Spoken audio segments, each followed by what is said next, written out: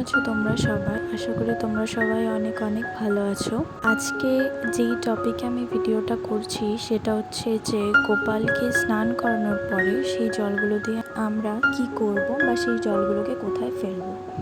কদিন আগেই বেশ গরম ছিল, আবার সেই বৃষ্টি বৃষ্টি ওয়েদারটা আবার ফিরে এসেছে। হ্যাঁ, গরমটা কিন্তু একই আছে, তবুও আমি গোপালকে এখন বেশ সকালের দিকে স্নানটা করাই না, একটু লেট করে স্নানটা করাই বা দুপুরের আগে আগে আমি স্নানটা সেরে দিই।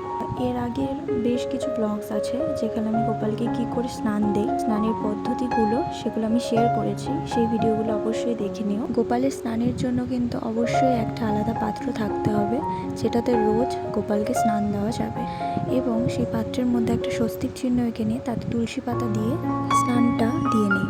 এবং গোপালের যে স্নানের জলটা রয়েছে তাতে আমি রোজ অগুরু বা গুঁড়ো চন্দন, হ্যাঁ গুঁড়ো চন্দন আমার কাছে আজ অ্যাভেলেবেল ছিল না, সেই জন্য আমি চন্দনটা বেটে নিয়ে ইউজ করেছি।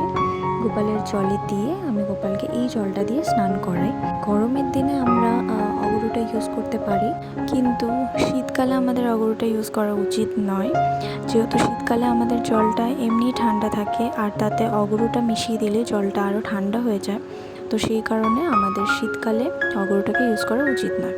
গোপালকে স্নান দেওয়ার পর সেই জলটি কিন্তু আমরা যেখানে সেখানে ফেলতে পারি না, কারণ ভগবানকে সেই জল দিয়ে স্নান করানোর পর আর সেই জল যদি আমাদের কোনো সময় পায়ে লেগে যায় সেটা কিন্তু এক ধরনের পাপ বলে মানা হয়। তাই জন্য গোপালের যে স্নানের জলটা, সেই জলটা কিন্তু আমরা যেখানে সেখানে না ফেলে নির্দিষ্ট কোনো গাছের গোড়ায়, যেখানে কোনো ধরনের নোংরা আবর্জনা ফেলা হয় না, সেই জায়গায় আমরা ফেলতে পারি। কিংবা সব থেকে ভালো হয় যদি আমরা বাড়ির তুলসী মন্দির বা তুলসী তলায় তুলসী গাছের গোড়ায় সেই জলটাকে ফেলে দিতে পারি। আমি নিজেও কিন্তু তাই করে থাকি। আমার যে বাড়ির তুলসী মন্দির রয়েছে সেখানে গিয়ে তুলসী গাছের গোড়ায় আমি গোপালের স্নানের জলটা অর্পণ করে দিই। তুলসী স্থান কিন্তু সব থেকে পবিত্র স্থান, যারা জানেন না তারা অবশ্যই তাই করবেন এবং গোপালের যে স্নানের জল সেটি তুলসী গাছের গোড়ায় অর্পণ করে দেবেন। আজকের ভিডিওটা কিন্তু ছিল এই টপিক নিয়ে যে গোপালের স্নানের জলটা আমরা কি করব বা কোথায় ফেলবো। তো আমি নিজে যতটুকু করে থাকি, নিজে যতটুকু জানি, আমি আপনাদের সাথে সেইটুকুই শেয়ার করলাম। আজকের ভিডিওটা কিন্তু এই পর্যন্তই থাক।